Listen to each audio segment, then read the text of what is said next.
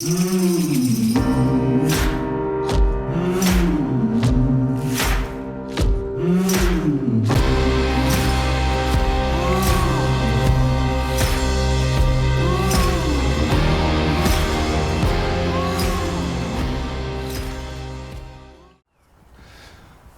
le tuto d'aujourd'hui, on va parler de la gestion de l'eau.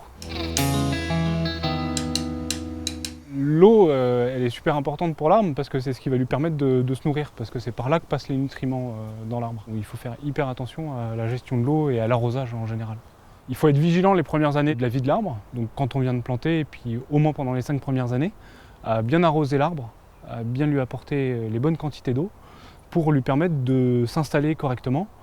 Si on a des stress dus au manque d'eau dans les premières années de vie de l'arbre, c'est des choses qui vont être compliquées à rétablir par la suite. Dans le contexte climatique actuel, on doit s'occuper de la gestion de l'eau tout le long de la vie de l'arbre. On a des étés qui sont plus secs et plus chauds, tous les ans maintenant, et du coup on est obligé pendant ces périodes d'apporter l'eau dont l'arbre a besoin pour continuer de croître, pour continuer d'alimenter ses fruits, pour continuer d'alimenter ses feuilles. Et on a aussi besoin d'apporter de l'eau au sol pour qu'il puisse continuer de vivre et de fonctionner correctement. Et donc là, l'exemple, c'est celui que nous on a choisi au potager, en lien aussi avec la façon qu'on a de gérer le pied d'arbre, qui va nous permettre non seulement d'apporter l'eau nécessaire à l'arbre, à la vie du sol, mais aussi au travail qu'on a à faire sur le pied d'arbre. Donc la solution qu'on a choisie, c'est des micro-asperceurs qui vont arroser l'ensemble de la surface du pied d'arbre. Ça va nous permettre de vraiment arroser partout et du coup d'avoir une répartition de l'eau homogène dans le sol et pas une répartition par points.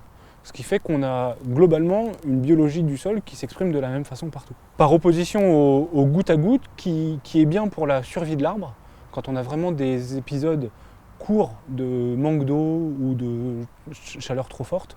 Maintenant on a des épisodes de manque d'eau et de chaleur trop forte qui sont de plus en plus longs. Et du coup, il nous faut trouver des systèmes qui soient un peu différents de ceux qu'on utilisait avant. C'est pour ça que nous, on a choisi celui-là, qui nous permet de répondre à plusieurs choses, qui sont cette irrigation de l'arbre, mais aussi le travail de pied d'arbre qu'on fait particulier, à pouvoir continuer de travailler avec la grelinette et la binette, le sarcloir qu'on a vu dans un autre tuto.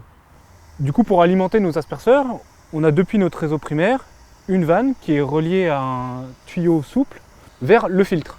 Le filtre, lui, va nous éviter d'avoir des impuretés qui pourraient boucher et empêcher de fonctionner correctement les asperceurs qu'on a dans le jardin. Sur nos asperceurs, on a une petite vanette qui se situe ici, qui nous permet de gérer le débit et donc la largeur d'arrosage. Ça nous permet d'arroser juste ce qu'on veut, c'est-à-dire le pied d'arbre, et avec une répartition de ces asperceurs régulière, ça nous permet d'arroser l'ensemble de la planche. On vient de parler de la gestion de l'eau aux fruitiers, mais la gestion de l'eau, c'est une question qui est importante pour tout le jardin, donc pour le maraîchage aussi. Et vous pourrez retrouver cette thématique dans d'autres tutos du potager.